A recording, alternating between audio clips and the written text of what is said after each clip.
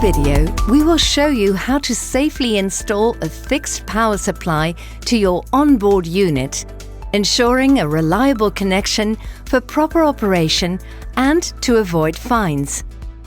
The following installation should only be performed by qualified personnel. Please note, for a safe installation, a 2-amp fuse must be used. Remove the cover of the fuse box to get access to all electrical connections and cables.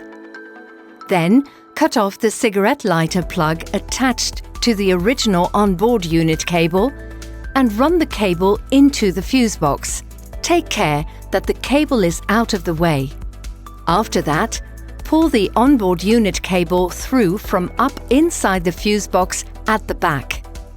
Expose the 3 wires inside this cable and separate them. The colors of the wires are always the same.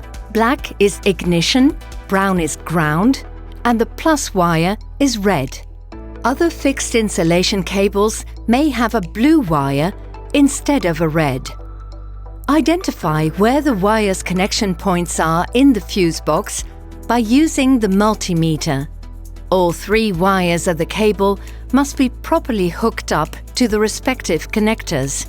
This procedure may be different depending on the vehicle manufacturer.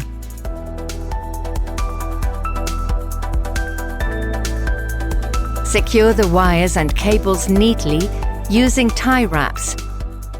Now, close the fuse box, making sure that the wires are not squashed inside and there is no tension. Please note, when driving an ADR vehicle carrying dangerous goods, the onboard unit battery must be removed.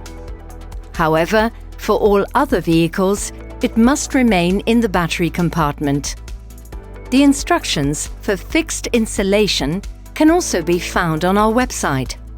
For more information and any detailed questions that you may have, contact your supervisor or sales partner.